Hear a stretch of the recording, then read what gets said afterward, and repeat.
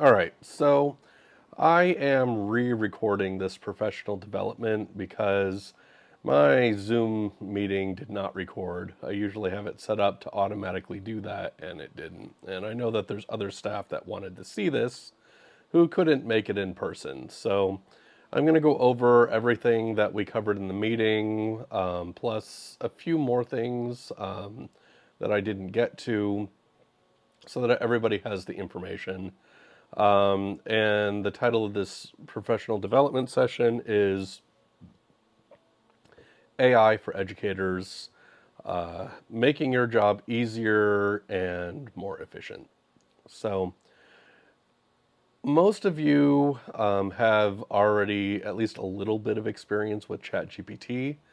And if you were at my last monthly workshop, then we've already done a fair amount with it. But so I'm gonna skip over the general ChatGPT, where you would just be interacting with it as soon as you log in, and taking you directly to TeachGPT, and I will have a link to it in the YouTube video description.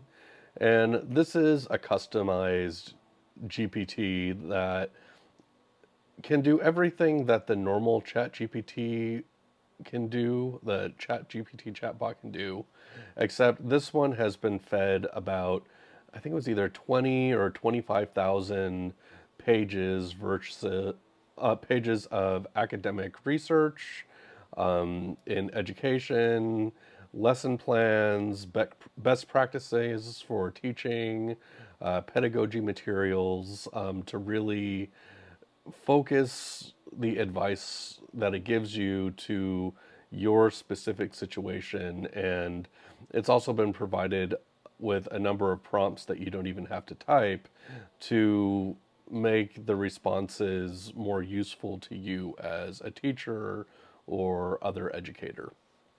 So, what I really wanted to focus on in this PD is that AI can make your job a lot, not only easier, but faster. It can save you a lot of time.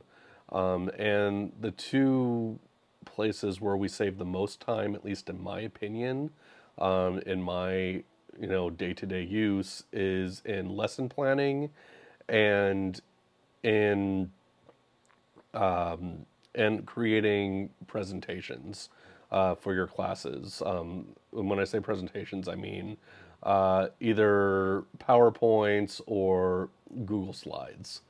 So we're going to start with the lesson planning. And in order to get started with this using TeachGPT, you'll either follow the link in the description, or you can go to Explore GPTs and then search TeachGPT. I mean, there's a few other people that made it, but you're looking for this one with the neon lights, TeachGPT with the apple, made by Princess Paradox.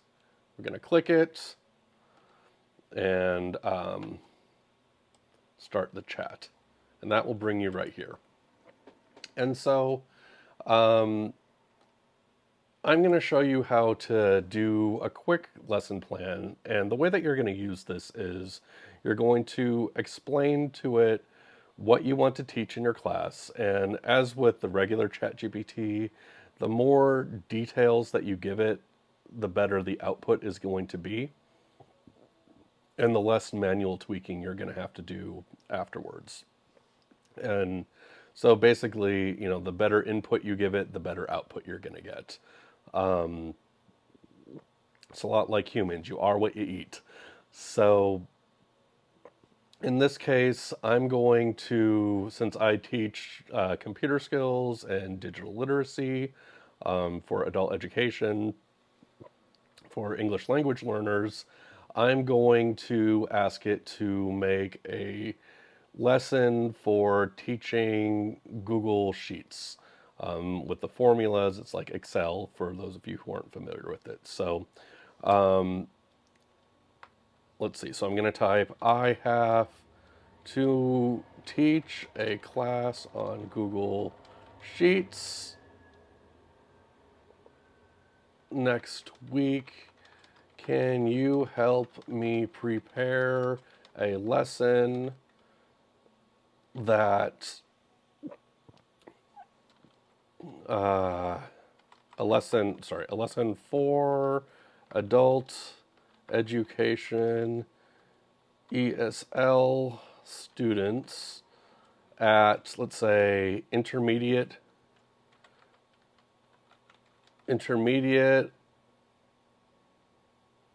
level of English proficiency.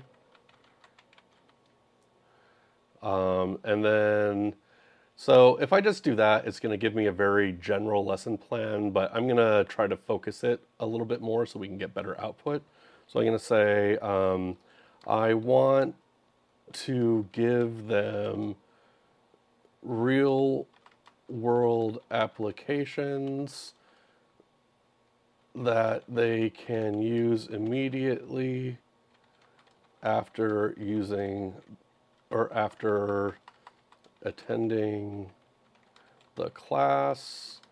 To do this, I would like to budget a new home business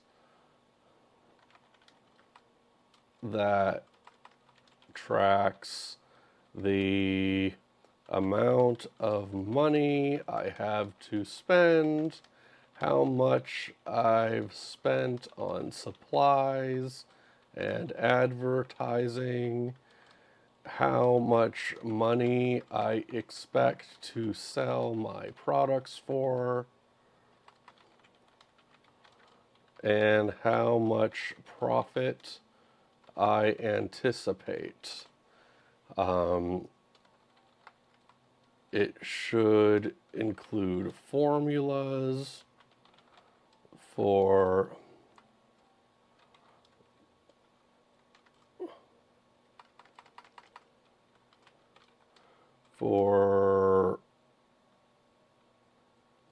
basic math and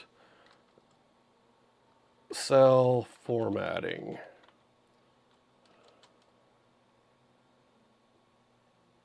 So that's a lot more detailed. Let's click to set. Oh, and let's see the class.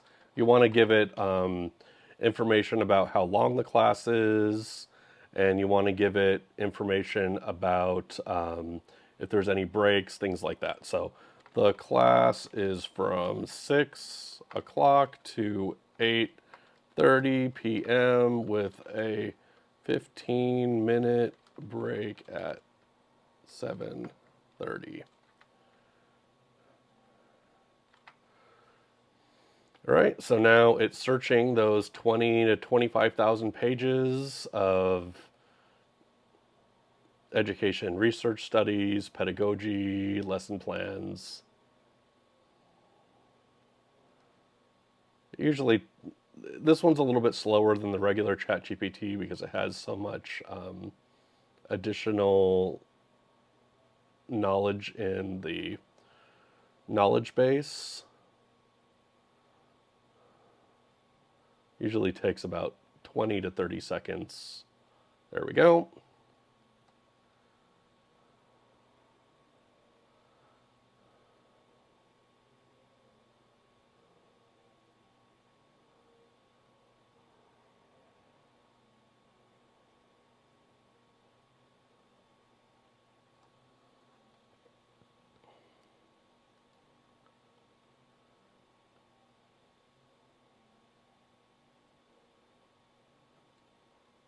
All right, so there's the lesson plan it gave me. I told TeachGPT that it should consider different learning styles whenever it makes a lesson plan. That's why we have this breakdown of visual learners, kinesthetic learners, and linguistic learners. And this is okay, although usually I wouldn't want to just use, an AI prepared lesson plan by itself. What I would do from here is I would copy all of this and then I would make tweaks to suit my own needs in Word or Google Docs. And so this is a good starting place. Another thing you might do is you might read through it and you could say, okay, well, I don't like this thing. Can you add, and then you fill in the blank with what you want to add to the lesson. Or if it suggests doing some kind of activity that you don't agree with, you can say, take this out, put this in instead. Or let's say you're making a lesson plan for many teachers to follow, and you don't know if they're going to really understand Excel very well or Google Sheets. You can say, can you give me a list of teacher notes with click by click instructions for every activity and action assigned to the students. And then you can say something like, I need a list of all useful formulas, and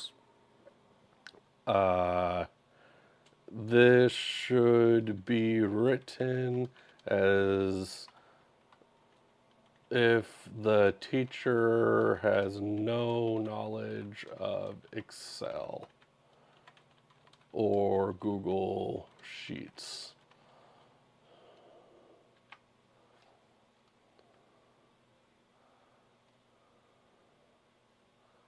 Oh, sometimes it chokes and it doesn't do anything, so let's try that again.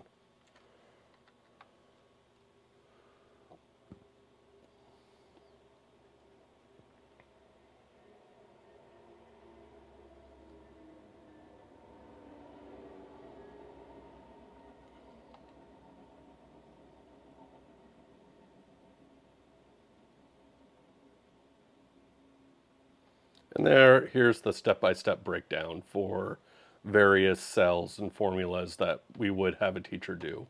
Given that I would be teaching ELLs, people that are learning English as a second language, I could do something like, can you expand the lesson plan to include vocabulary notes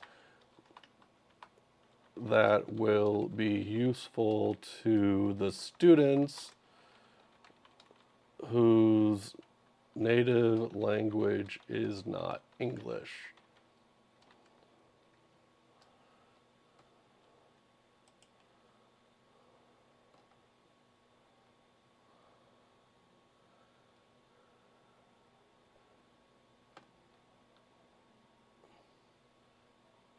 And you see now it's giving a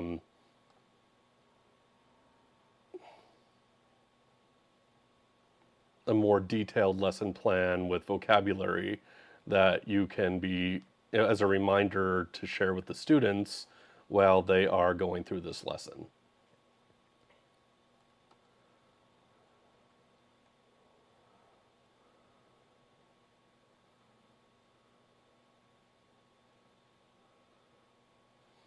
And then what I would usually do from here is I would copy it over to Word, and then, I would change some of the phrasing, and I would add notes for myself that I know that will be useful, and I would take away some things that I don't like and add some things that I do.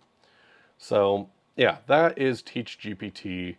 It can also be really useful for getting ideas for activities that maybe, let's say you have a lesson where you're just kind of looking at it and thinking, okay, I don't know how I'm going to fill up all this time. So you can say, can you give me some ideas for activities for such situation? So let's try this again. I'm going to open a new TeachGPT window. New chat. So can you give me some ideas for activities for adult education ESL students at the intermediate level that teach online,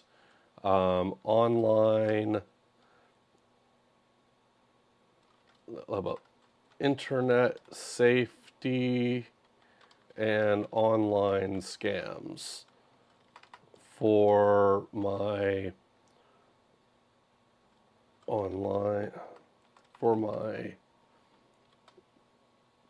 digital literacy class.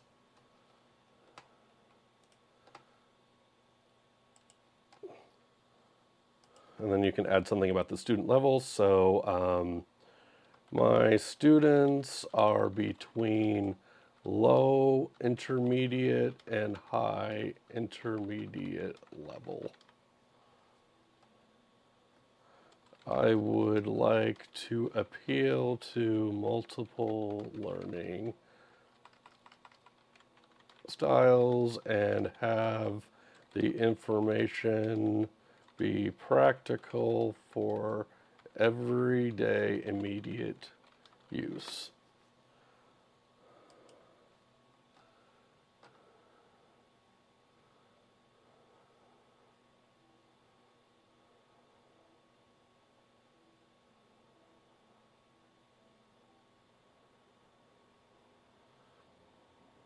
Again, usually the first one or two times when you start a chat with TeachGPT, it spends a lot of time searching this knowledge base.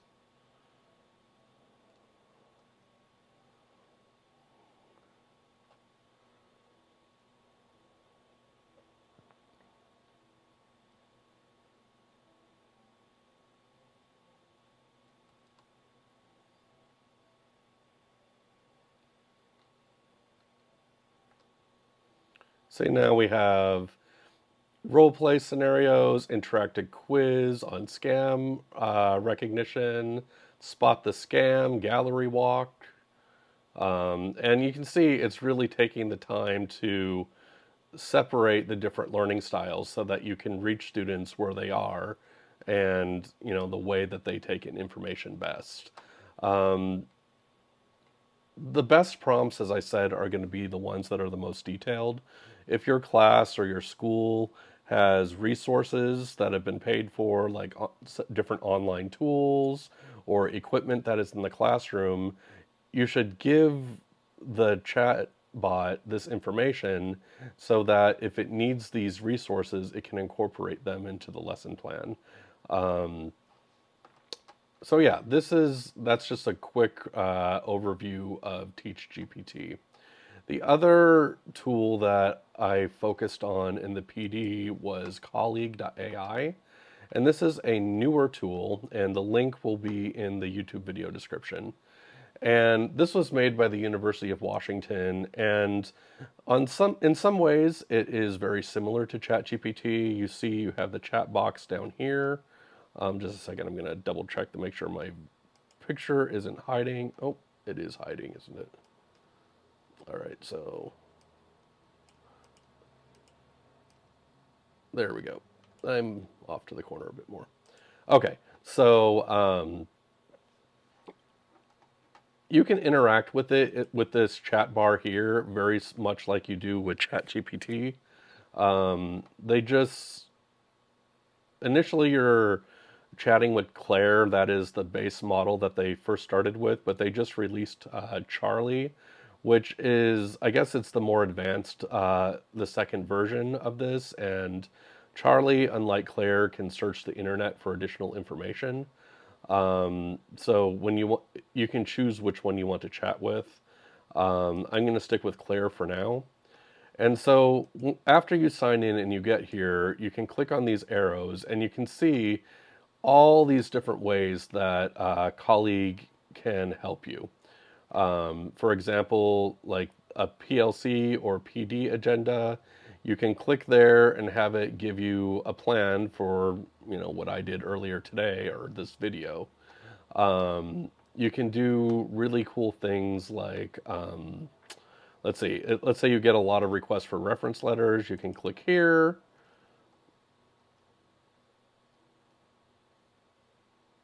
And you answer these questions, and it will generate a reference letter that you can give to your students when they request one. And instead of spending like, 30 minutes or however long, you answer these questions, it generates something, and then it's really just a matter of editing and tweaking to your specific situation. Um, let's see, I'm going to go back. So you can also do, there's so many things, I don't even know where to start. So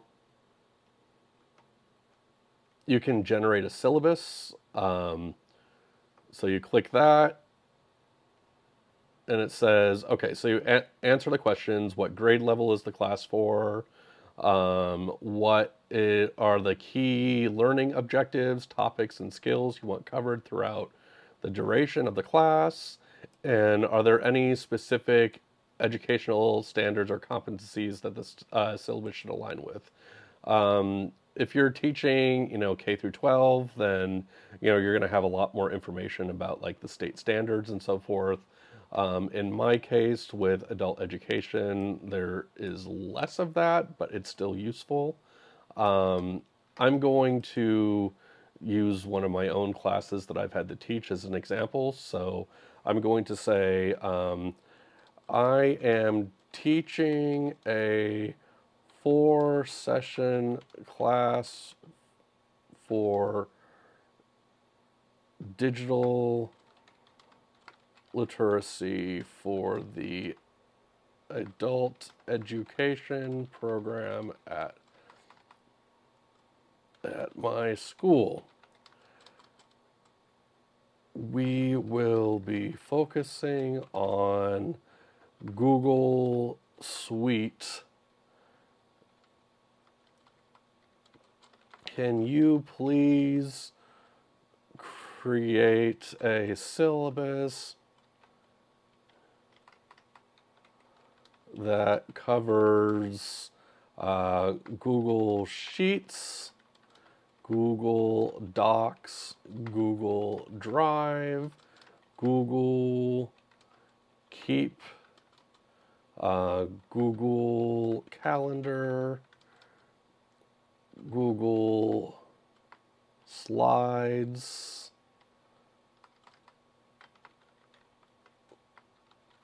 and Gmail over the course of 4 2.5 hour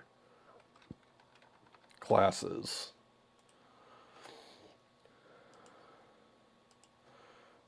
My students are intermediate level ESL students and will need the necessary vocabulary and real world applications. I should say intermediate level adult.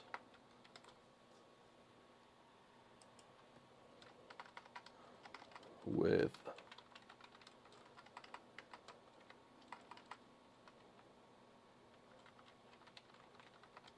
outside of the classroom. All right. And let's see what it gives me. So did I say 4-session? Yes. Okay.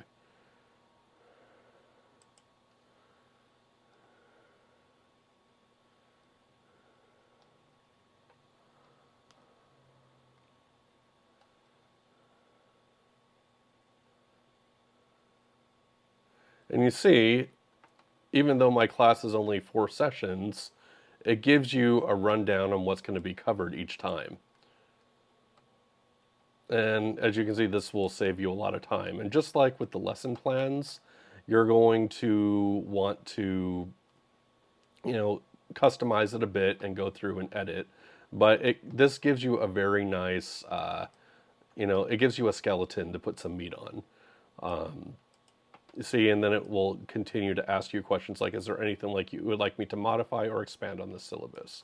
And so you keep on giving it input until, if you don't want to manually tweak it in Microsoft Word, you keep giving it feedback and it will keep on revising until it's exactly what you want. Another thing that we have here is, so you can generate lessons, and so let's go back and do, so what was the lesson we have over here? So let's go back to,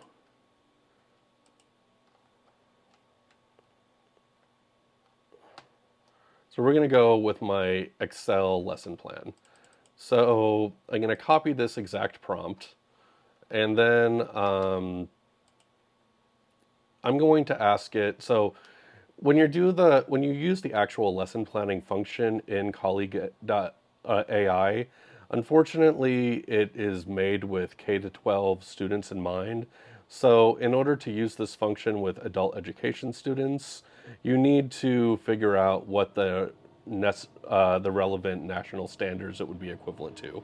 So I'm going to ask my TeachGPT, what would the equivalent K-12 national learning standards, or what, how about this? What K-12 national learning standards does this lesson align with for math, science, or ELA? Because it doesn't have all subjects.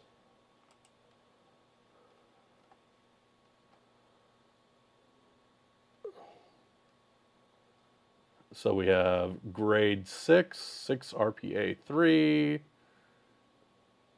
high school, HSNQ 2A.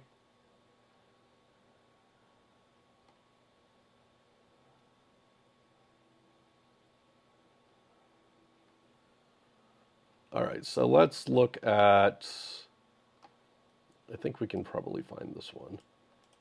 So we'll copy this one here.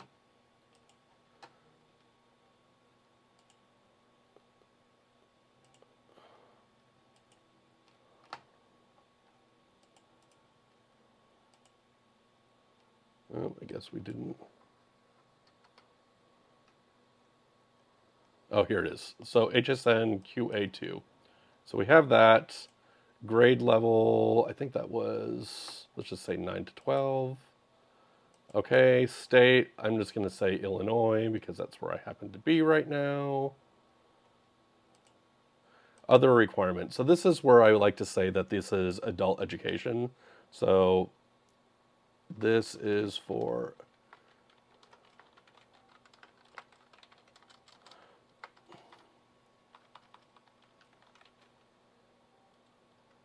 about adult education. Sure. All content should be immediately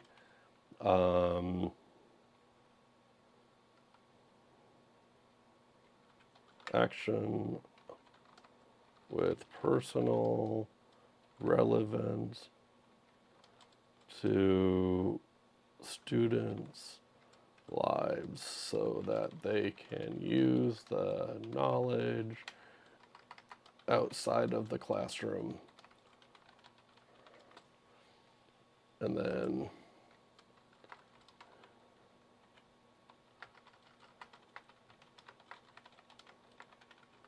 now I'm going to go up. Let's go back to the lesson plan that it here was over here. Oh, those are the teacher notes. All right, so we have these learning objectives. So let's just go with that. We'll copy them. Obviously, if you already had a lesson planned, you wouldn't do that, but you could ask ChatGPT to give you a list of learning objectives, or you can just make them yourself. Oop.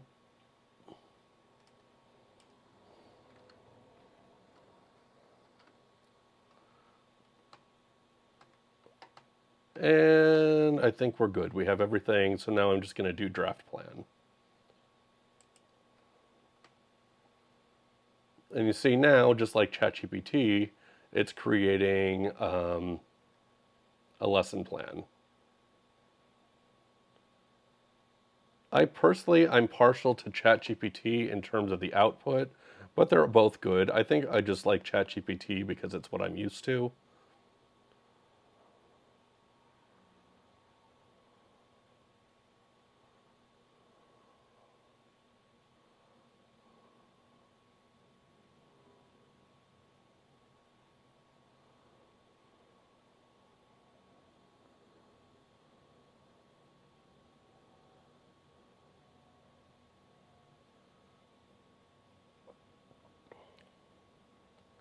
So now it's giving me some possible questions and answers that I could use in class. And there we have a complete lesson plan. And so one cool thing that Colleague AI does is if you have a lesson plan either made by Colleague AI or if you copy and paste your own, you can go over here to simulate. And when you click run simulation, it's going to try to anticipate class questions that you might get in class and then come up with ideas for answers that you could give so that you're not caught off guard. So I'm going to click on run simulation over here. Let me make sure you can see the run simulation. Oh, it's a little bit over, so I'm gonna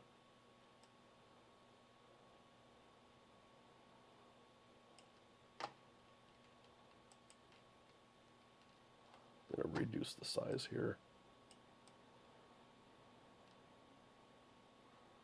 There we go. All right, so Elena is an example of a student. It doesn't really capture the ESL, so they're probably going to be using more advanced vocabulary than my students would. But the essence of the question is the same. So I'm just going to click on speak message so that I don't have to read it out loud. Oh, I should probably change the desktop audio. Okay. Ms. Johnson, I have a question about the Google Sheets formulas we learned today. When using the sum function, is there a way to exclude certain cells within the range we're summing? For example, if we wanted to sum up all expenses except for one particular item, how would we modify the formula to do that? So that would be a question that this anticipated a student asking. And now we would be Miss Johnson, so we can click and that will give you the answer. Yes, you can exclude specific cells when using the sum function. To do this, use the sum function as normal, but subtract the cells you want to exclude. For example, equals sum B2, B10, B5. This formula would sum all cells from B2 to B10, except for B5. You can exclude multiple cells by subtracting them individually. Equals sum B2, B10, B5, B7. This approach allows you to sum a range while excluding specific items from the total. So now let's look at another question. In the lesson plan, we learned about calculating profit margins. Could you explain how we might use Google Sheets to automatically highlight cells where the profit margin falls below a certain percentage, say 20%? I'm having trouble understanding how to set up that kind of conditional formatting. So I actually taught that in my class, although it wasn't because of a student question. I put it in the original lesson plan. To highlight cells with profit margins below 20% using conditional formatting. 1. Select the cells containing profit margin calculations. 2. Click Format, Conditional Formatting. 3. Choose Custom Formula is under Format Rules. 4. Enter the formula equals B7/B6 less than 0.2, assuming profit is in B7 and revenue in B6.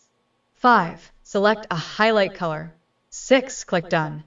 This will automatically highlight cells where the profit margin is less than 20%, helping to quickly identify underperforming areas in your budget. So this is a pretty cool tool because, sometimes you do make a lesson, then the students will ask you a question that seems to come out of left field. Well, this kind of anticipates that. You can try to accomplish a similar thing in ChatGPT. For example, let's see, can you come up with questions students might ask during class and give me the answers to them. But I feel like colleague AI really streamlines it, and the interface is much better.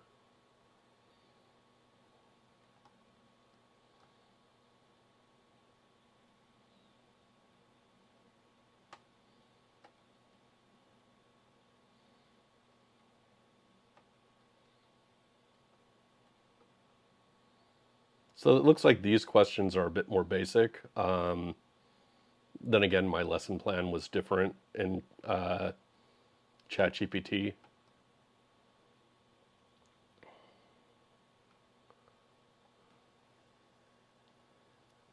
So I'll go ahead and click read aloud here so you can hear.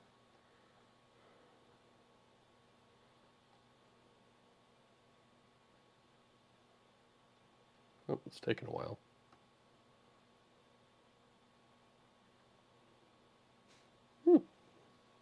Usually it starts reading pretty quickly. Here are some common questions that students might ask during the Google Sheets budgeting class, along with clear answers for each. These cover basic functionality in Google Sheets, troubleshooting formulas, and some practical budgeting concepts.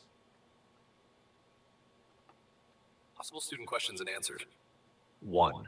Basics of Google Sheets. What's the difference between a cell, a row, and a column? A cell is a single box where you can enter information. Rows go across the sheet horizontally and are labeled with numbers, 1, 2, 3, etc. Columns go up and down vertically and are labeled with letters A, B, C, etc. Each cell has a unique address made up of its column letter and row number, like A1. Q. How do I move to the next cell? A. You can press the Tab key on your keyboard to move to the next cell on the right. If you want to go down a row, press the Enter key. You can also click directly on any cell to select it. 2. Entering data and formatting cells. Q. How do I format All a right, so I'm number not as going to go through currency this whole so it thing, so I'm shows going to as stop the dollar? read. But yeah, so you can achieve a similar result there, but I like that Colleague AI has it built in. So you click on this settings wheel, and then you have these options to simulate. You can download the lesson plan. There's also a review function. So it gives you all these. So we have like group work, yes or no, and then it kind of saves these things for future use. Another thing that I talked about, going a little bit out of order from when I did the original PD, is the image generation abilities of ChatGPT. So you don't need to use TeachGPT for this. You can also use the regular ChatGPT. Hold on,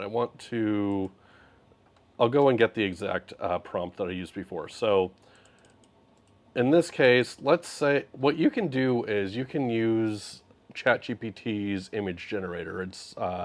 It uses DALL-E, that's the image generator from ChatGPT, or rather OpenAI, to make pictures that you can use in your PowerPoints or your Google Slides that reflect the specific students in your classroom. And this is a really powerful tool for establishing rapport and a connection with your students that we haven't had before. I mean, if you go back to 10 years ago, it would have taken you all weekend if you wanted to go and find images that specifically echoed the personalities, the backgrounds, and the interests of the students in your classes. But now, in just a few seconds, you can generate an image that reflects your specific student population. So, hypothetically speaking, let's say I'm teaching a class and there's one student from Mongolia, and let's say I have a bunch of people from Ukraine, and I've got a bunch of people from Mexico, right? And I want to incorporate the vocabulary from this lesson. So let's say photography is one of the vocabulary words. and I want something that will reflect the students in the class.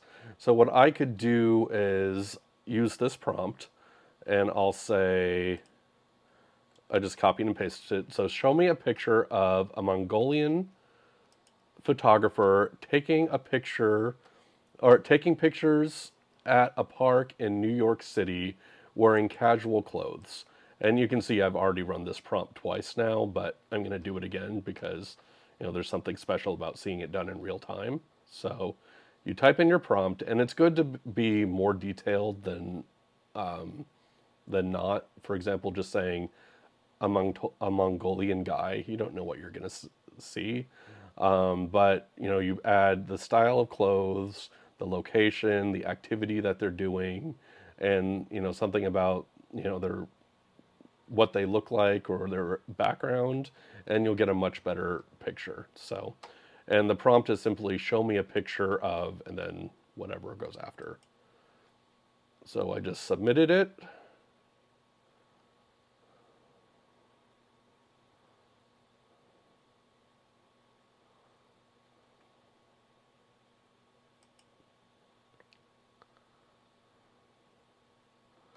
And so, yeah, there we go. We have a guy with the camera. And so, if at some point in the class, the students see something that, echoes, their background, it's a powerful tool of inclusion and making the students feel welcome because they can see part of themselves in the images that you use as visual aids in your class.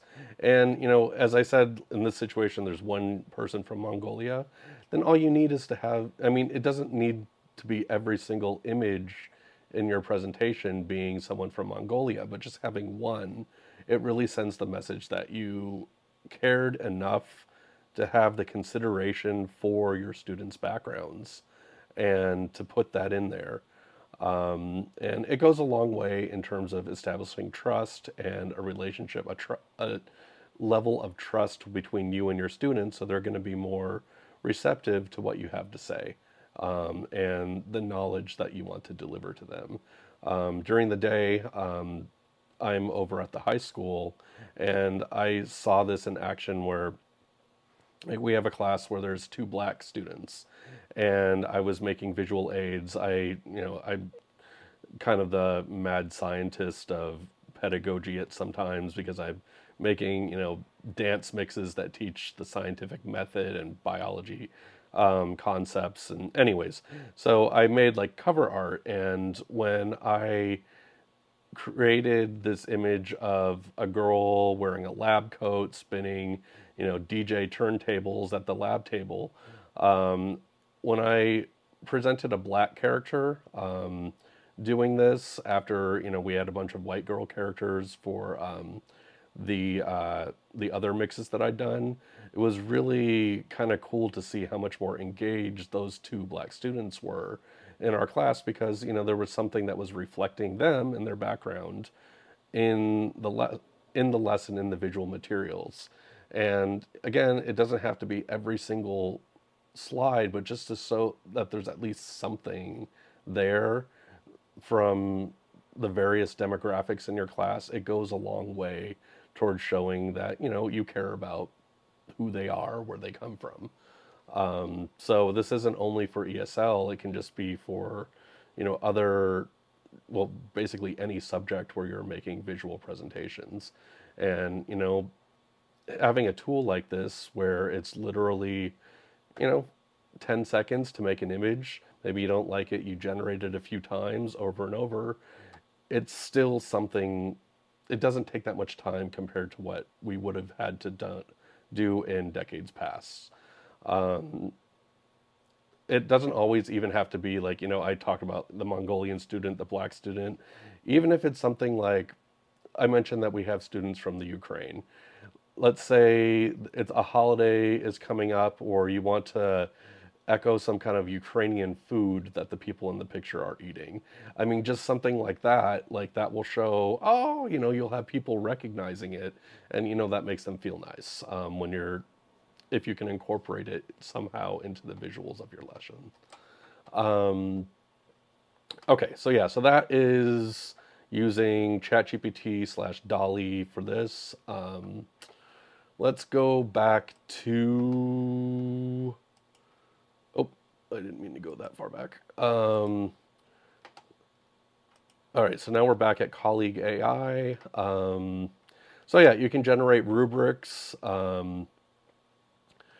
Let's see, there's text scaffolder. If you're doing K through 12, they have IEP and 504 plans, which is very useful. Let's see here. You can develop context-based product problem. No, is it? No, where's the text? That's not what I was looking for. Text-dependent question. So let's say we have a text about. Let's see here.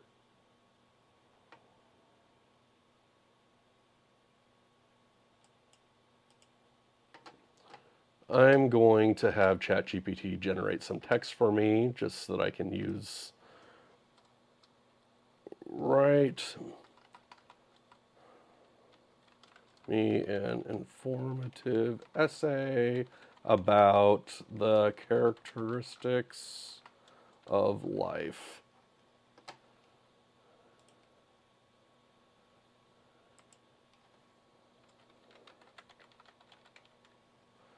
Drawing from the biology class I work with during the day.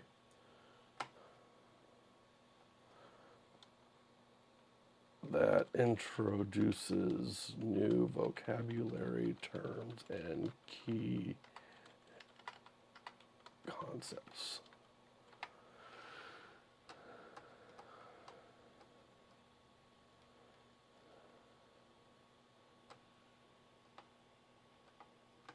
So imagine this was something that you found in a textbook or a web page that you were giving your students to study.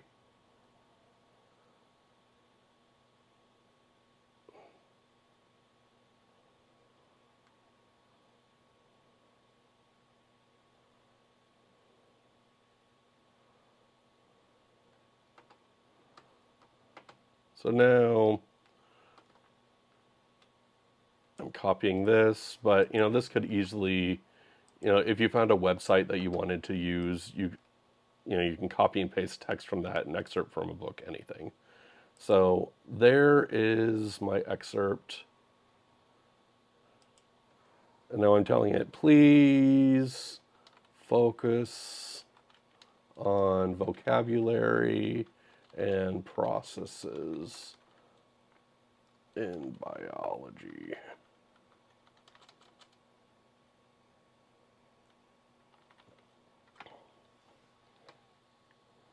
So I just copied and pasted that essay. And now it's generating, you see, 12 questions based on that text. Since I still have that essay copied on my clipboard, I'm going to go back to brainstorm ideas. And let's go to the text scaffolder. And you can also upload documents too, instead of copying and pasting.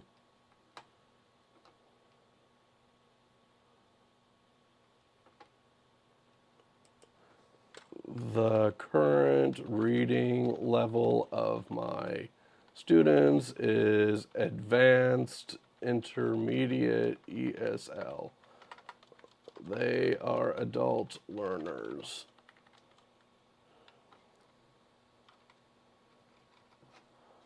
And need to learn academic vocabulary. So I just put that, and let's see what it comes up with.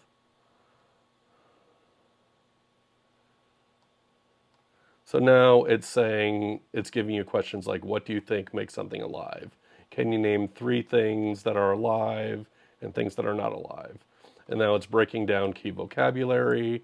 And it's really what it's doing is it's taking this more dense text and breaking it into smaller pieces so that you can deliver it in small chunks.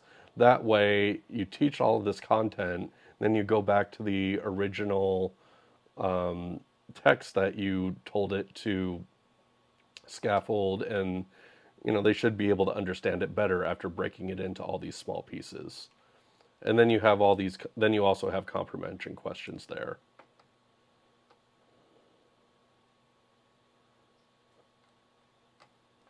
Let's go back to another thing that you can do is this is the UDL, so Universal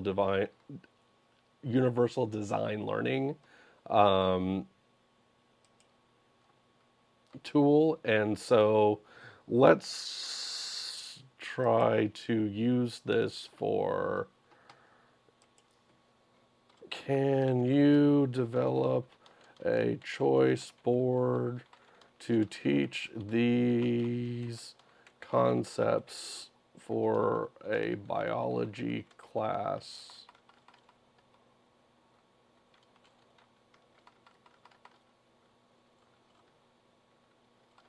I don't know why I can't type.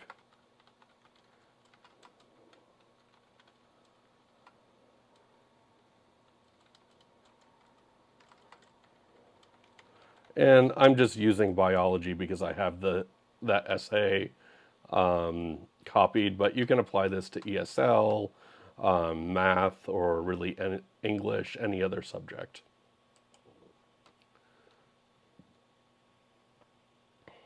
So it's thinking.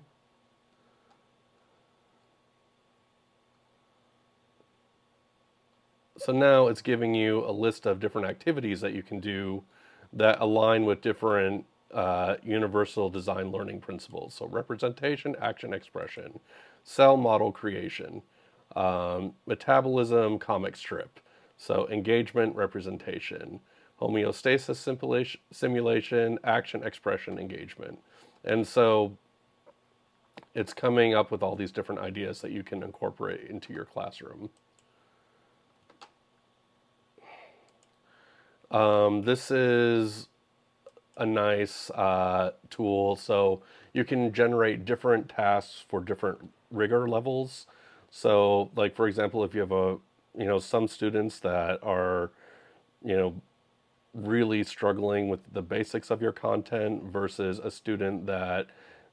group of students that are just getting bored in your class, this is how you can differentiate some of this based on their levels. So let's see here. I'm just going to describe a scenario. So I'm teaching a class about online safety and security. Can you please give me activities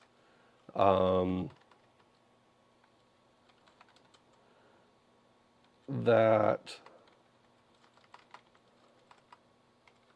will present appropriate challenges. Sorry, my camera is blocking my view of my screen. It's very annoying. For students with different levels of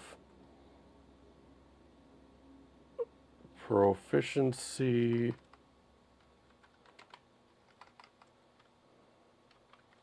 in English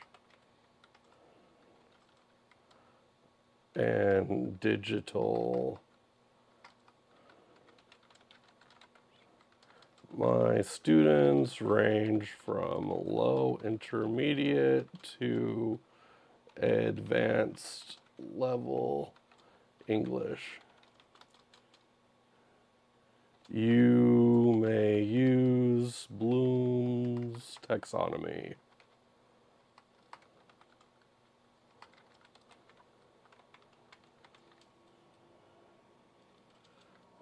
This is for adult education ELL students.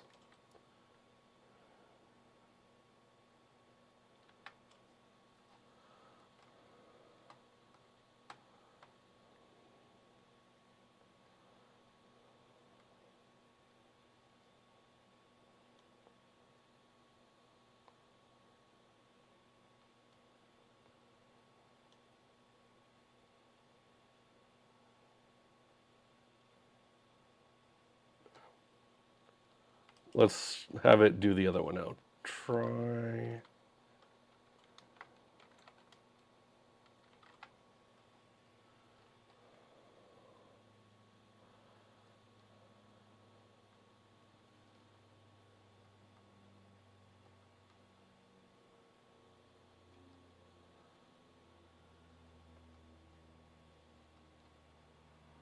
And you see we have levels 1 through 4, and you can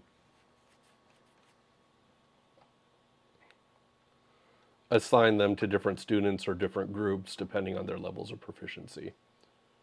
They also have, when you click on Find Lessons, so there's the menu on the left, you go over to Find Lessons. I'm guessing you can't see that. Let me move my window over. Okay, so you go over here and you click on Find Lessons, and then you can choose your grade, or you can kind of guess your equivalent grade if you're doing adult education, choose your subject, and there will be a whole list of materials that have already been added to this website. I'm not sure if this is something that the bot is creating or if it's their lessons that people have volunteered, but these are already prepared that people are already using. So let's find, I don't know why bisecting, it looks like there's a lot of math stuff here. That doesn't look correct for ELA.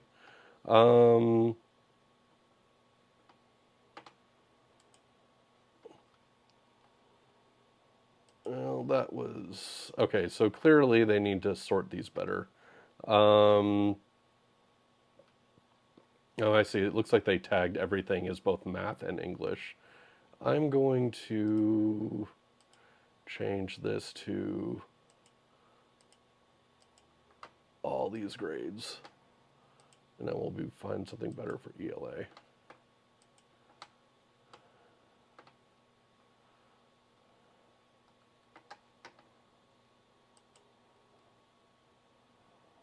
Let's do the purpose and multiple tests. You see, these are lessons that have already been developed. Looks like this one had a YouTube video linked, but based on the preview, I'm guessing that it's no longer available. So let's go back to the other one.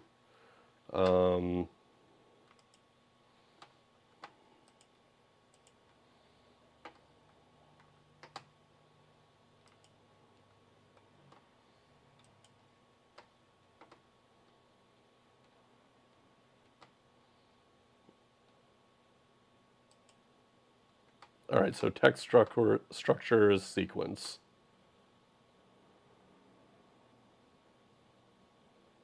And so yeah, these are all, ready to go lesson plans. If you prefer to do this instead of generate your own. I mean, there's so many tools here. I mean, the scope of this PD, like I wasn't able to really go into depth through all of these, but there's a lot here that I encourage everybody to look through if they can.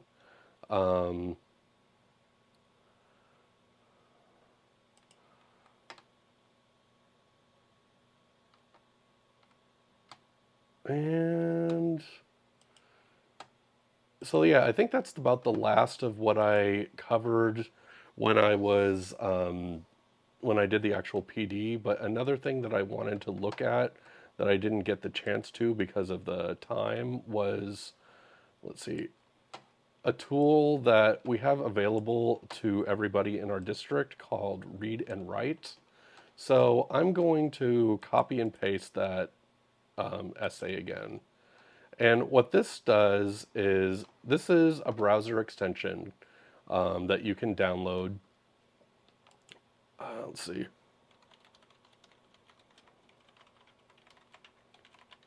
That is especially useful for ESL. Right here, Read and Write for Google Chrome. So you'll go ahead and download that. I already have it on mine, so it's already installed. And what you can do is, first you choose your highlight. You can highlight text. So we have 3, 4 highlighting colors. And this is probably not the best example. All right, I'm going to actually generate a new text.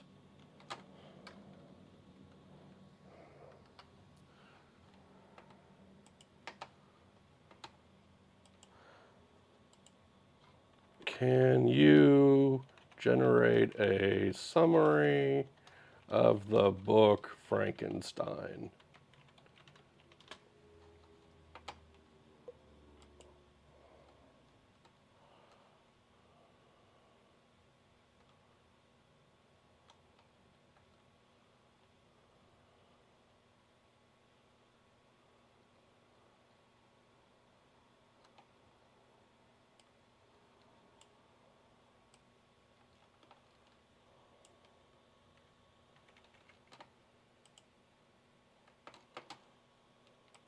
Going back here.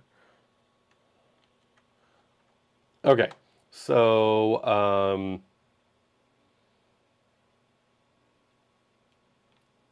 let's say, so we can highlight vocabulary words. So I just highlighted ambition. Um,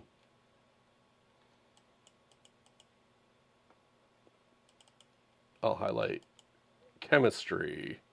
Um, Frightening, I'll put that in another color.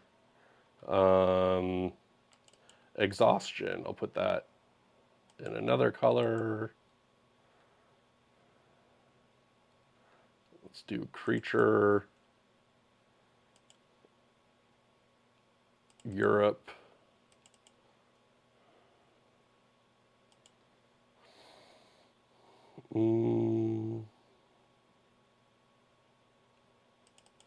Expedition. Okay, so I've just picked some random vocabulary words.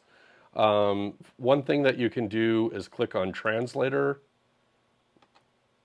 and it will translate this into different languages. I'm guessing this is mostly Spanish. Another thing that you can do is, I believe this is a read aloud, so click play. Expedition, Walton rescues a man named Victor Frankenstein, who begins to tell him a tragic story of his life. So it will read that, although the text-to-speech voice isn't that good compared to other things. One thing that I really like is the picture dictionary. So you can click on that. Oh, why is it choosing life? That's not what I wanted.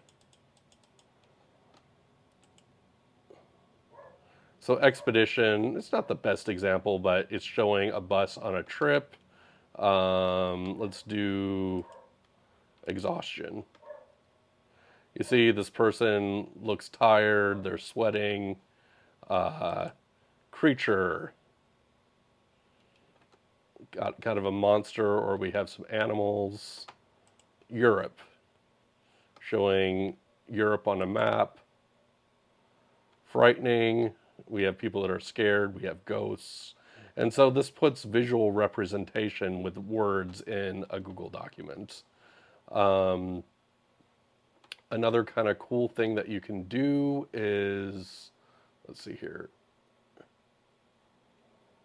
you can make a vocabulary list based on what you highlighted. So we'll click here, and then you can choose which colors of your highlights you want to include on the list. I'm going to do all of them.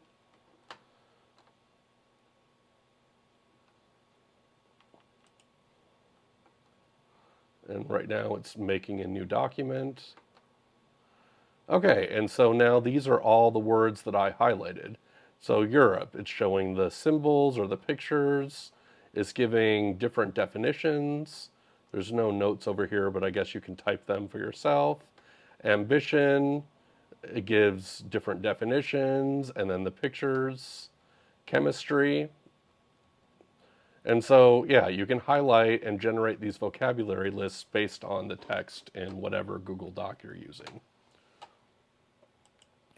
And then there's one more tool that I covered in the PD that I did not, that I haven't gone over yet, and that is Gamma.app, and it's already here. And so what this does is it makes PowerPoint presentations for you for your classes. And so I'm going to generate a new one rather than just show you the ones I did in the live presentation, because I think there's something special about being able to see it done in real time. So you have a few options. You can either just give it a prompt on a subject matter and it will make an entire presentation for you. You don't really know what's going to be in it unless you are very specific. Or how I prefer to do it is have a list of bullet point notes that I want to be turned into a PowerPoint presentation. So to do the bullet point notes, I'm going to do paste in text. And so let's see. Let's just use this example. Actually, I'm actually going to use the characteristics of life essay. So, can you give me slide by slide notes for the character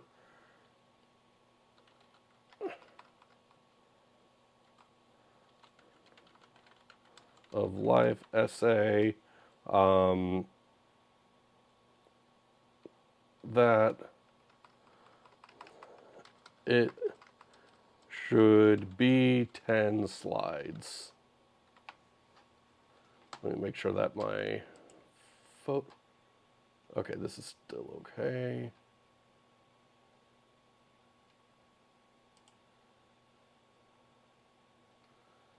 All right, so now this is the content that should appear on each slide.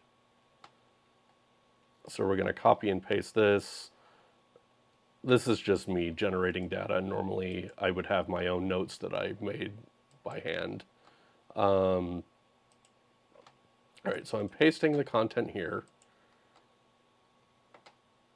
I'm going to be doing a presentation, but you do have options for either a document or a web page. And so now we have, all right, so it looks like it already separated these into cards for me. If you do freeform, it's going to look like that, card by card. So 1, 2, 3, 4, 5, 6, 7, 8, 9, 10. So those are 10 different slides for our presentation. And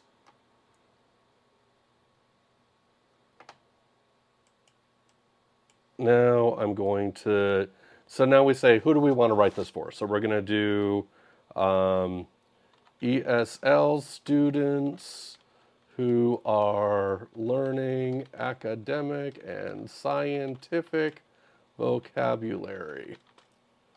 And then we have the option to specify the tone. So right now, the default is educational, informative, and engaging. We'll go ahead and do that. When it's going to come up with images for our presentation, you can either have it look for web images and it will just search the internet for pictures to drop into your presentation, or you can do AI images. When you do AI images, you can just let it do whatever it thinks will be best, or you can specify a certain style. So that gives you more control over the appearance. So I'm going to use I work at a high school by day. I'm going to use anime style because that's something that appeals to kids. So anime art style.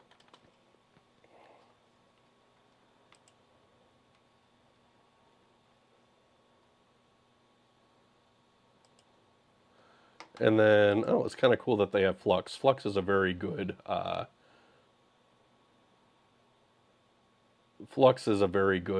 image generator. I'm surprised they have it, but the default was Imogen Fast. I'm going to try Flux because I think it's cool.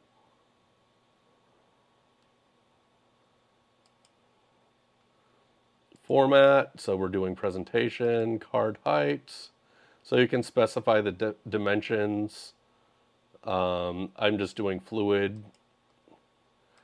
Optional instructions, highlight vocabulary and processes.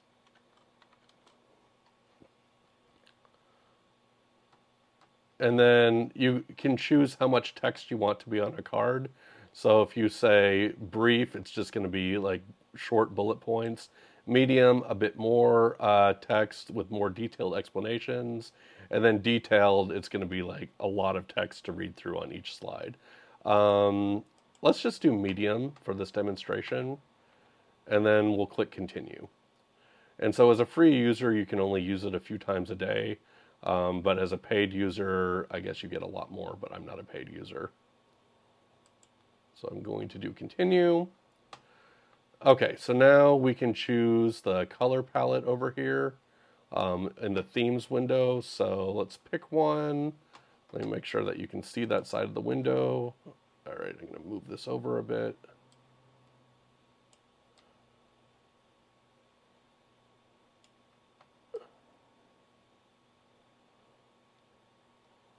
All right, so let's remove my OBS. Okay, so whichever one we think will look good for this topic, I'm going to go with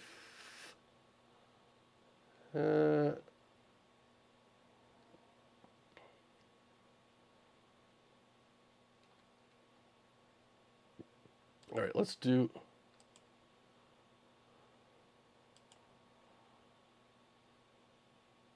I think I'm going to go with this one.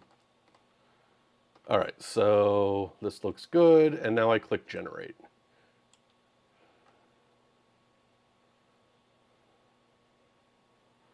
And you can see it is making an Excel, or not Excel, a PowerPoint or Google Slides presentation for me with a medium amount of text.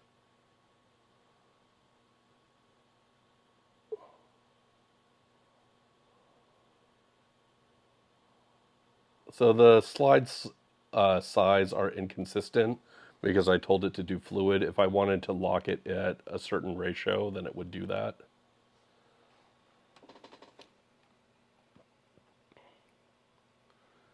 It's not really keeping to the anime style that I told it to do, but okay. So let's just see what it looks like. We can click present, and here we go.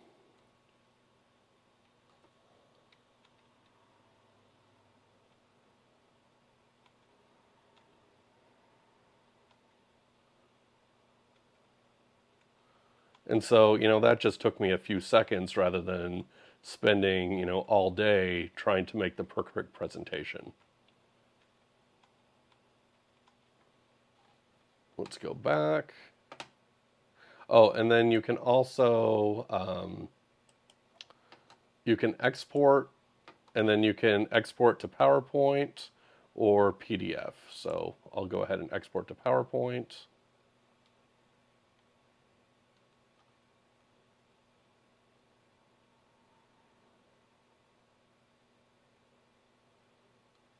Takes a minute.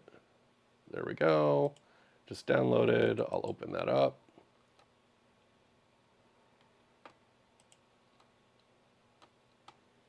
And then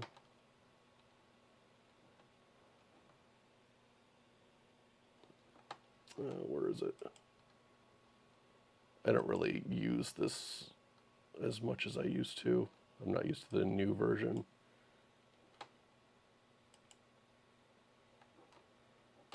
Point is, it's all here, and you can edit in PowerPoint, or you can import it into Google Slides. Go ahead and done. So I'm going to go back.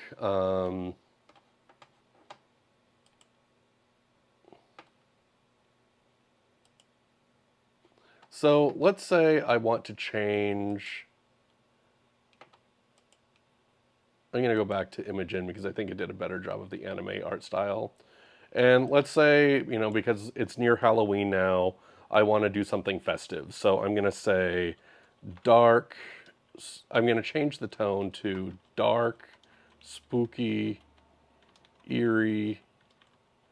Let's see, creepy. So that way it will capture the seasonal atmosphere. And then I changed the model to Imogen 3 because I know that does good anime stuff. And continue. And now we can pick a theme. I think that the red will work well for the spooky.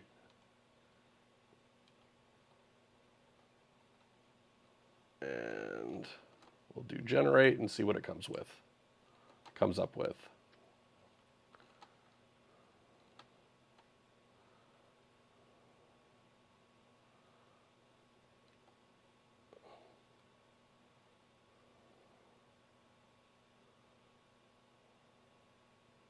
Oh, I forgot to change the dimensions, but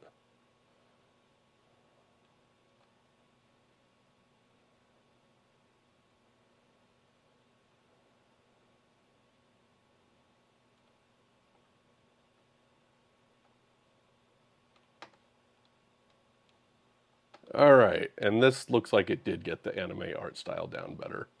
So let's go to present.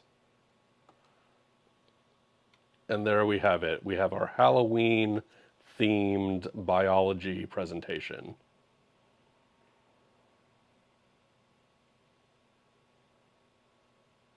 That we can move over to PowerPoint or Google.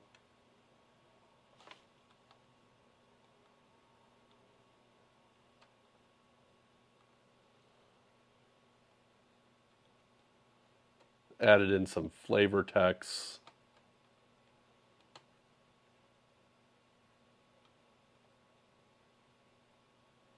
It is a really cool tool. If you're someone that uses a lot of these PowerPoint style presentations.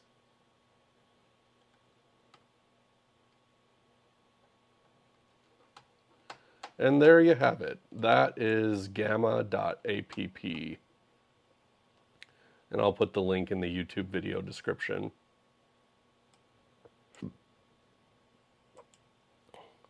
So now what I'm going to show you is something that I did not cover in the original PD. But what you can do is, let's go to ChatGPT. It's like, can you please write me a sample essay of an intermediate ESL student about their life and favorite hobbies?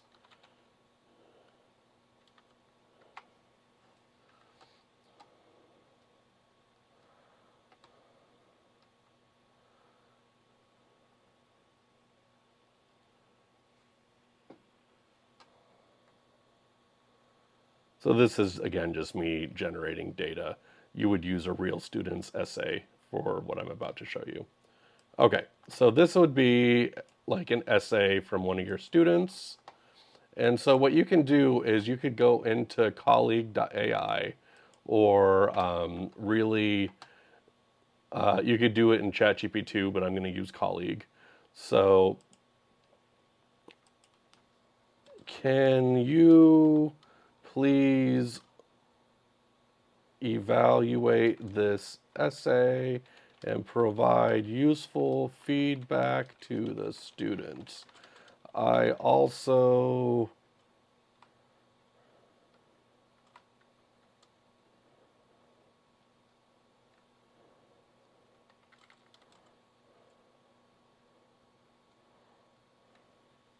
this essay written by an inter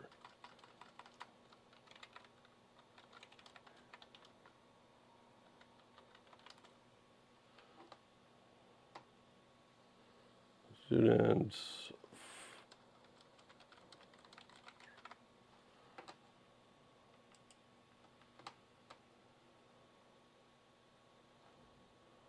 Oh, I made a typo, but it's still understood.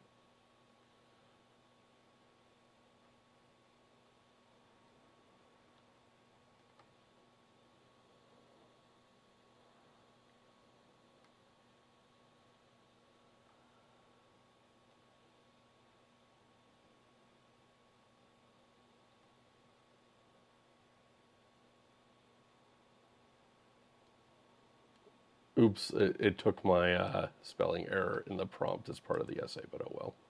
Okay, so this is the essay feedback that you might give to one of your students, and it's okay, but like it doesn't have a lot of personality. So what I'm going to do is I'm going to copy this feedback, and then what you can do is create a custom GPT that rewords things in a specific voice. That's a little beyond the scope of what I did in the presentation, but I can give you a quick rundown. Basically, what you would do is go to My GPTs in the top right-hand corner, and then you would click Create a GPT, and then you would name it, add a description, and then you give it very specific instructions for how you want it to answer. And then you can upload a file with a character profile. So you're going to want to name your character and then give it a personality. Talk about the things that your character would really enjoy, their favorite words, their favorite things to do. Are they high energy? Are they low energy? You know, what is this person like? And in this case, if you're using it as a teacher, you'd basically want to show, like, put all things based on your personality, but almost like an alter ego. So it's like a magnified version, like your ideal version of yourself, how you wish you could be answering and giving feedback to all of your students and comments. So that way, let's say, you know, we've all been there, we're exhausted, we've had long days, or something is going on, it makes us, we're a little bit annoyed, we're agitated, and we're not in the mood to grade paper, but we also know that we don't want to take it out on the students. So what you could use this for is you upload your file here with your character person profile, and it will give any feedback that you put in, whether it be from AI or your own feedback, and then reword it according to how that character personality would talk. So that is how you would set that up. You go to configure, but I just like came up with this before, and this is a private GPT that I made for myself called Podcast GPT, because I was using this idea to generate podcast scripts with written from the perspective of a cast of about 6 different characters. So keep in mind that none of these were actually made to be teacher personalities, but I'm still going to use them. Let's see here. Where is my...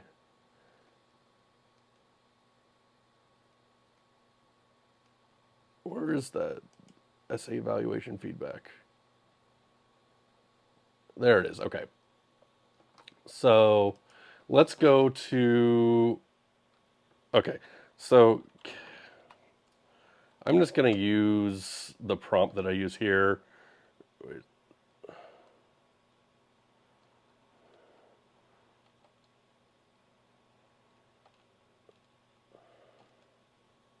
Pasting the feedback that we got from colleague AI.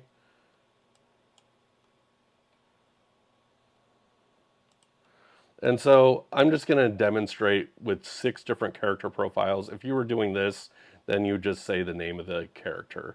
So, so the prompt is can you put this writing feedback into each character's voice, or if you only have one character, you'd say the character name. So let's say the character was Lily. Can you put this writing feedback in Lily's voice, keeping in mind that they are acting in a professional capacity as an adult education ESL teacher. So I'm going to go ahead and copy that here.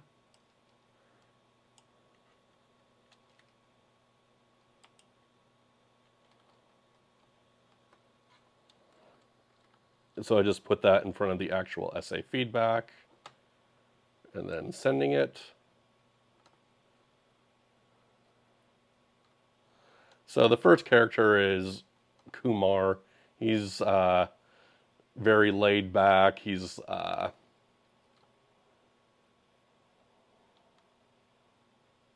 and so it turned this here. I'm just going to. Oh, it's not going to let me do it.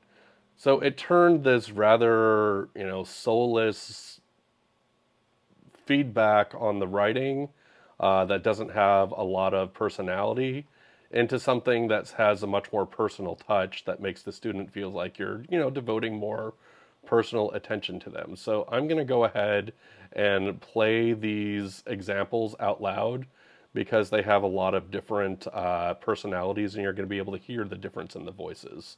And again, keep in mind that these personalities were never meant to be English teachers, or so these were supposed to be like podcast and social media influencers, but it will still work. You could create a person. Oh shoot! I should not have clicked that. Here, I'm going to redo.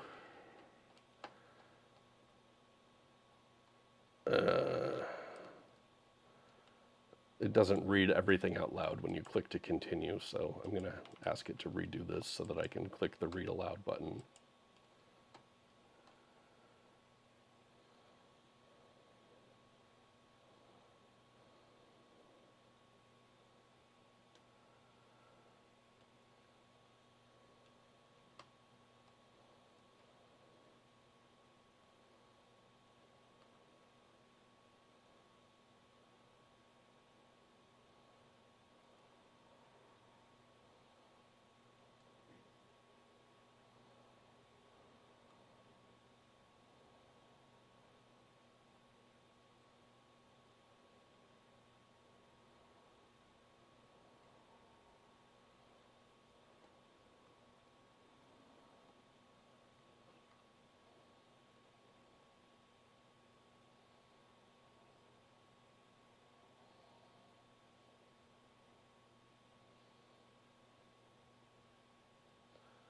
All right, so now I'm going to read it aloud.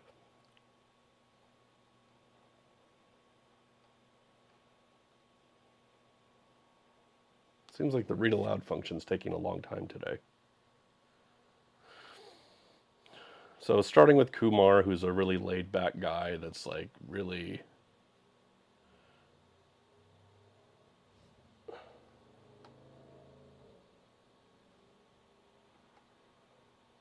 Hey Alex, I really enjoyed reading about your life and hobbies. There's a lot of heart in this essay, and it's clear you put effort into it. Here's some feedback to help you keep growing as a writer. Positive points. Great structure. You've got a clear intro, body, and conclusion, which shows strong organization skills. It makes the whole piece flow well. Personal touch. Sharing your own experiences and emotions gives the essay warmth and authenticity. It's engaging. Cultural integration.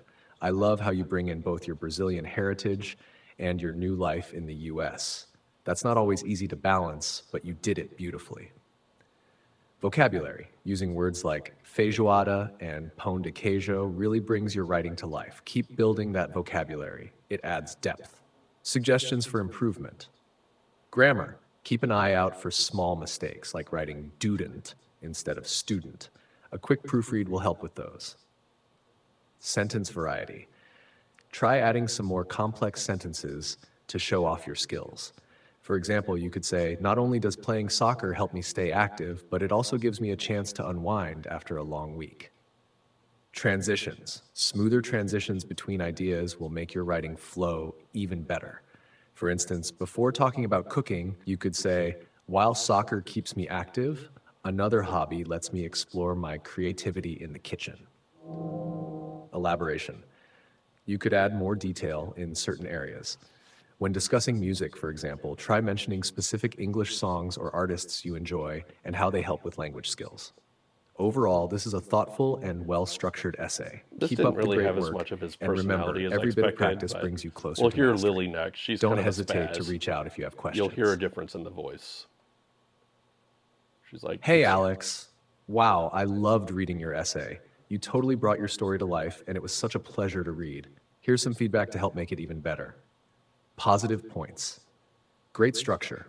You've got a clear intro, body, and conclusion. That's awesome. It really shows your organization skills. Personal touch. Sharing your personal experiences makes this essay super engaging and relatable. Love it. Cultural integration.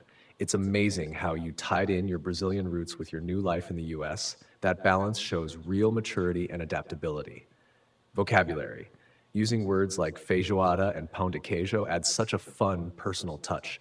Keep growing that vocabulary, your writing will only get richer. Suggestions for improvement. Grammar, watch out for small mistakes like dudent instead of student. A quick proofread will catch those. Sentence variety. Try adding some more complex sentences to show off those language skills. For example, you could say, not only does playing soccer keep me active, but it also lets me unwind after a long week. Transitions. Smoother transitions between ideas would make it flow even better. For example, before talking about cooking, try saying, while soccer keeps me physically active, cooking lets me get creative in the kitchen. Elaboration. Add a little more detail, especially in parts like music.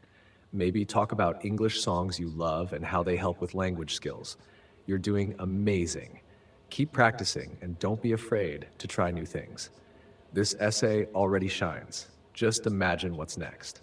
Keep being awesome, Lily. Janine's feedback. Dear Alex, thank you for sharing personality. such a thoughtful essay. It's clear you put effort into bringing your experiences and interests to life, and I enjoyed reading about your hobbies and culture. Here's some feedback to help you grow. Positive points.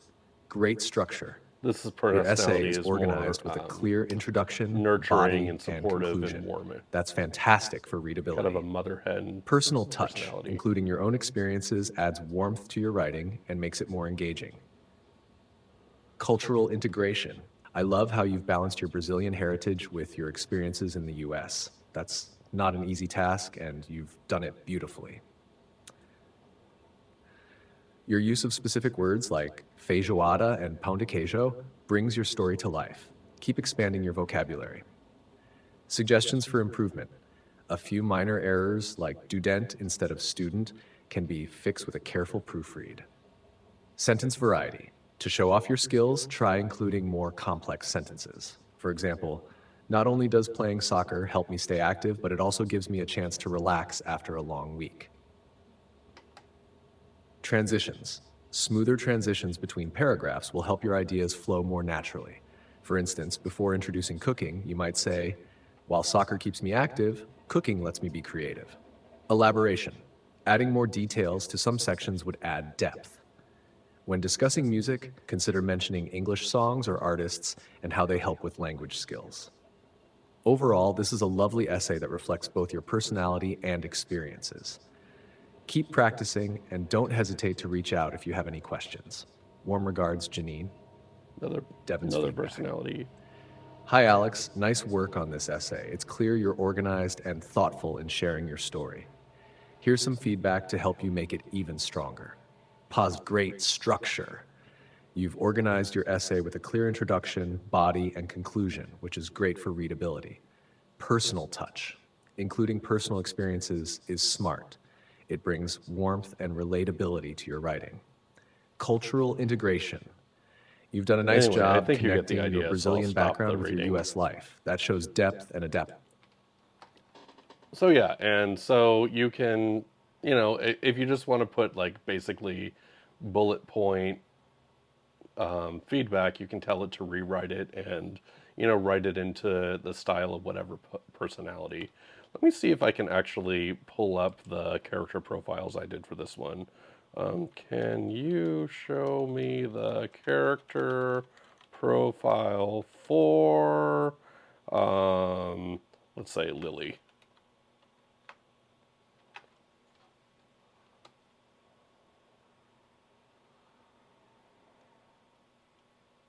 So yeah, this is what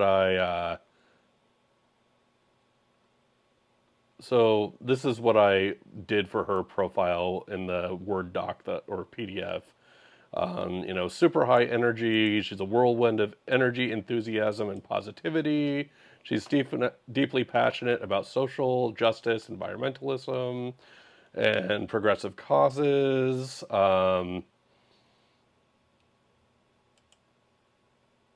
And then I just for the sake of the bot, I told her that she has advanced knowledge of like a bajillion different disciplines, just so that she would be able to comment intelligently about whatever topic I throw at it. Uh, speech style knows fast paced, enthusiastic, always expressive. She likes to turn on all caps, exclamation points, and so forth.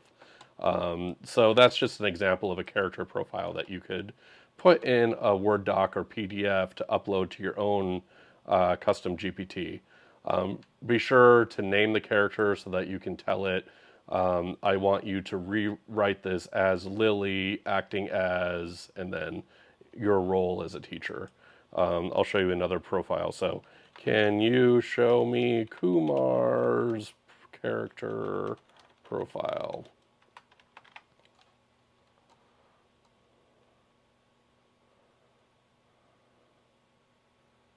He's the laid back spiritualist.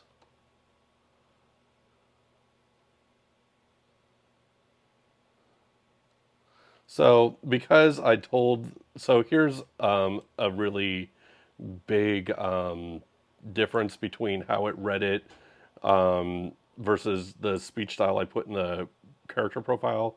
Because I told it that it was acting in a professional capacity, it kind of ignored this part here. Slow and thoughtful with frequent pauses. He likes to use terms like dude, bro, and man, casually and often explores abstract ideas.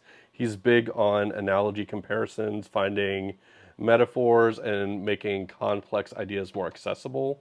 So let's say I wanted to incorporate a bit more of that. I could say, can you give me the feedback again as Kumar, but incorporate more of his personality?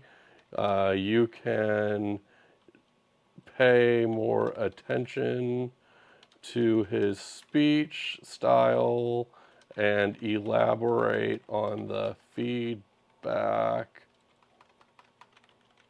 in his voice so that the student can learn from examples. And I clearly made a typo. So let's see what it gives us now.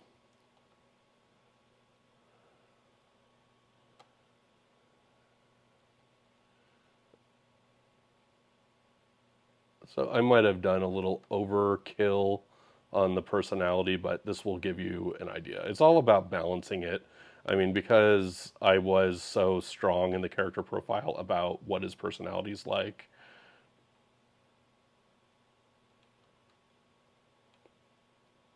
that's why you're going to hear it here. But, if you don't want it, you can delete some of the speech styles. But here's the new feedback from that character.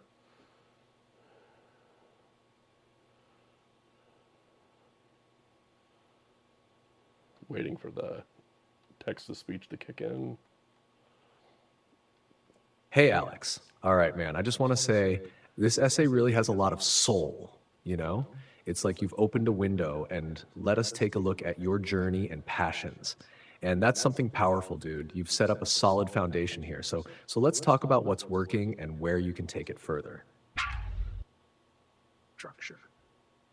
You've got this organized man with a clear intro, body, and conclusion. It's like each part has its purpose and it gives readers a natural flow through your thoughts. Structure is like the bones of the essay. Strong structure makes everything else shine. Personal touch. You've shared real experiences and emotions, and that's what makes your writing stand out. When you talk about your hobbies, it's like you're bringing your world into the essay, and that's amazing. I can feel that connection, and trust me, that's a skill that will serve you well in all kinds of writing.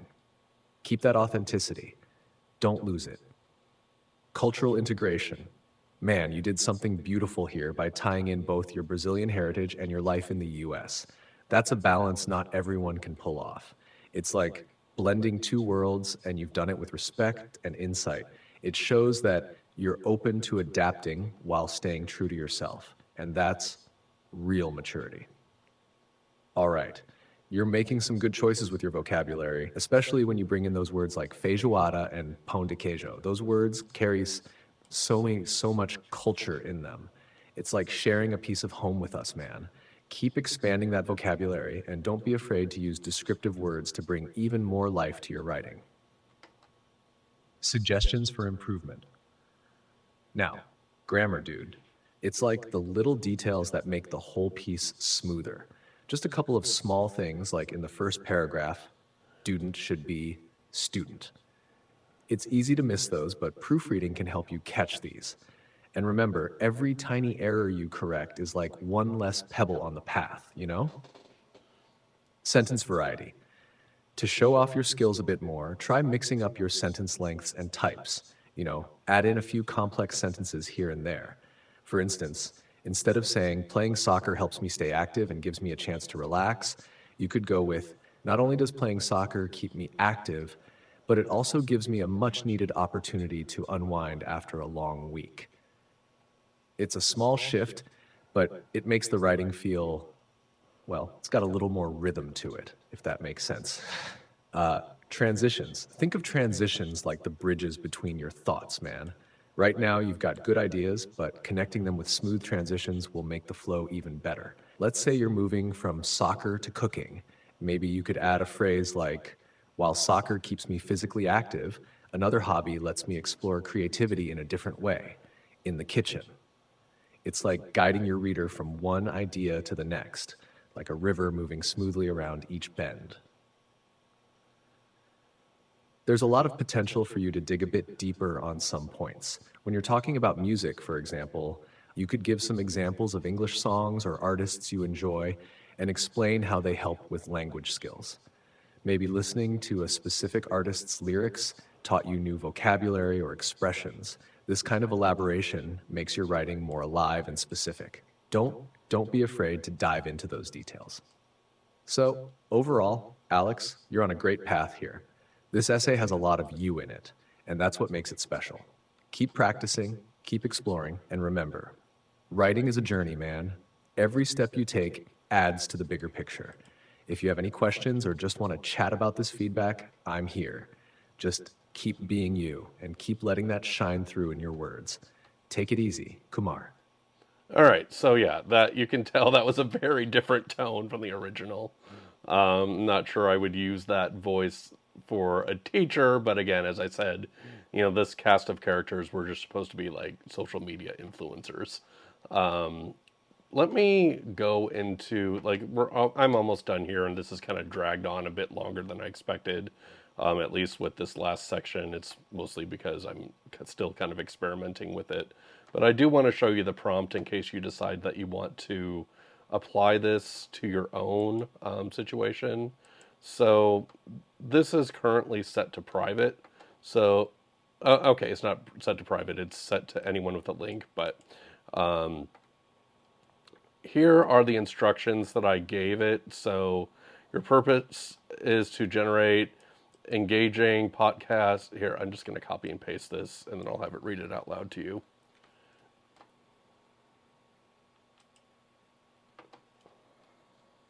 Please read this back to...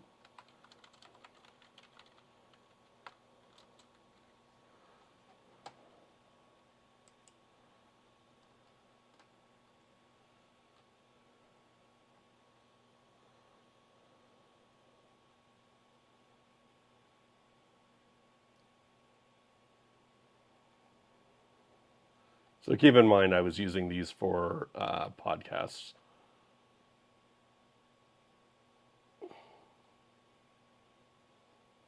You would not need to add the text-to-speech stuff. It's more converting prose into dialogue and the solo podcast adaptions. So, but this is the instructions I gave the initial GPT before I started thinking about applying this to lesson feedback or assessment feedback.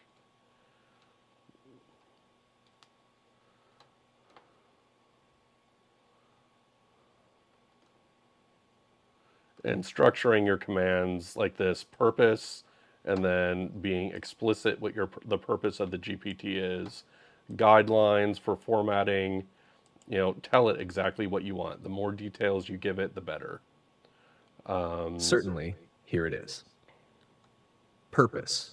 Your purpose is to generate engaging podcast-style dialogue involving the characters listed above, including Princess Paradox, Justine. You will transform essays or complex information into lively, character-driven discussions. Each character should handle content that plays to their strengths, and the dialogue must flow naturally, with formatting optimized for text-to-speech, TTS. Guidelines for formatting and dialogue delivery. 1. Spoken-only dialogue. The output must consist solely of spoken dialogue. Avoid using dialogue tags like he said or she replied. The conversation should flow as if the characters are talking naturally in a podcast. Text-to-speech formatting. For optimal TTS delivery, use these formatting guidelines to simulate emotional inflections. Ellipses. Use for natural pauses or trailing thoughts. All For right, example, I'm going to stop here you know because how this it is going to is, go. right? This is covering a lot of stuff that wasn't really part of that. Anyways, I hope you found some of this information useful. I guess that is all for now. And those of you who were in my workshop that was recorded well, not recorded in Zoom, but hosted in Zoom, I will be sending out a PDF with step-by-step instructions for all the tools that I talked about there, and some of the ones here that I didn't get to during the PD today. So that's all for now. Bye-bye.